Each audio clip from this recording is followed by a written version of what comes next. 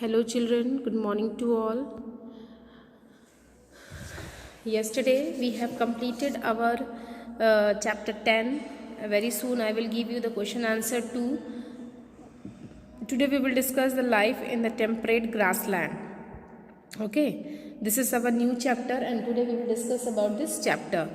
You have already read about the grasslands of the world in lesson 8. You can recollect where the grasslands are found and which factors are responsible for their growth and distribution. In this lesson we will read about two temperate grassland. इस chapter में हम लोग to temperate grassland के बारे में पढ़ेंगे.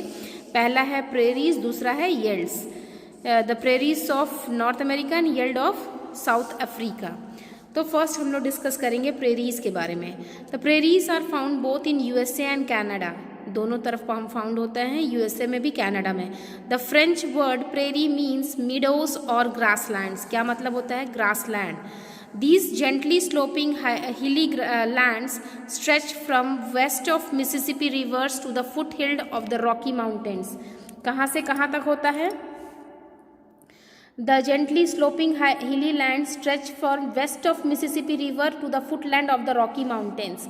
ठीक है, ये यहाँ से यहाँ तक में इसका प्रेरीज ग्रासलैंड लोकेटेड है. The Great Lakes of North America lies towards the east of prairies. जो जितने भी लेक हैं नॉर्थ अमेरिका के वो ईस्ट ऑफ प्रेरीज में हैं. The Canadian prairies includes the province of Alberta, Manitoba, Saskatchewan and Ontario. In USA, the prairies extend over the state of North Dakota, South Dakota, Minnesota, and Wisconsin, Nebraska and Iowa. ठीक है, इतनी place पे ये prairies extend करता है. The north south extend of the prairies is about 6,000 kilometres while the east west extent is about 2,000 kilometres. ठीक, next is जो ये प्रेरीज कहाँ से कहाँ तक एक्सटेंड करता है? 6,000 kilometre in the east west extend to the 2,000 kilometres. The region is flat in the east and rises to the height of about 500 metre in the waste.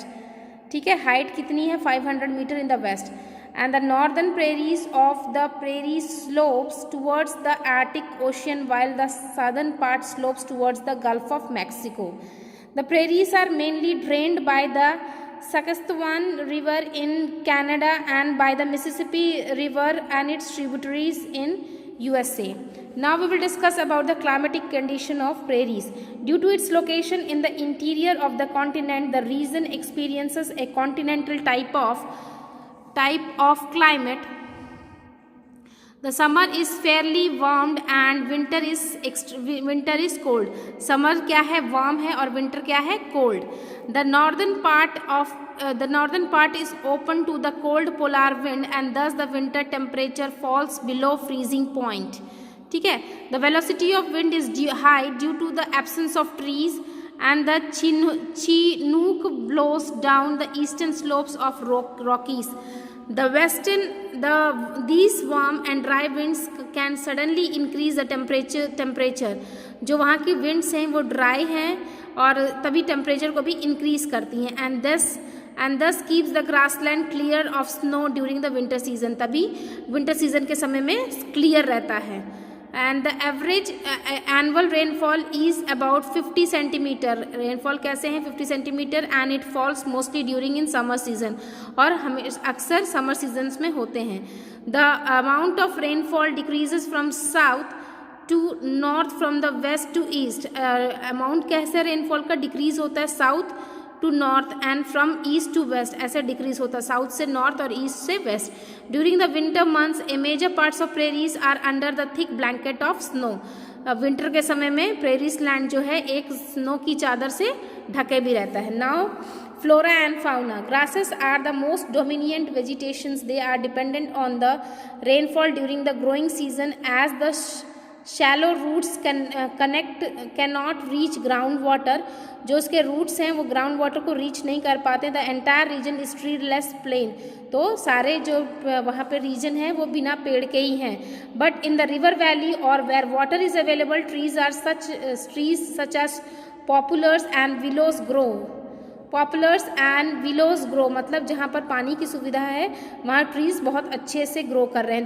The grasses are short और tall, grasses जो हैं short भी हैं tall भी है, depending upon the amount of precipitation के amount पर depend करती हैं। Before the arrival of the Europeans the prairies was home of to the bison, home था बीसन का और द अमेरिकन बफेलोज, मतलब यूरोपियंस के आने के पहले बीसन एक एनिमल है और अमेरिकन बफेलो का ये होम था। Due to the indiscriminate hunting they have become almost extinct, और हंटिंग की वजह से अब ऑलमोस्ट ख़त्म हो चुके हैं। The prairies dog of central USA is a popular animal and other important animal found in this region are rabbit, coyotes and gophers. These are the popular animals that is found in prairies. Next is people and their economic activities. We will discuss in the next video lectures. Till then, watch the video very carefully and read the chapter once again, and try to complete your notes also. Okay, thank you.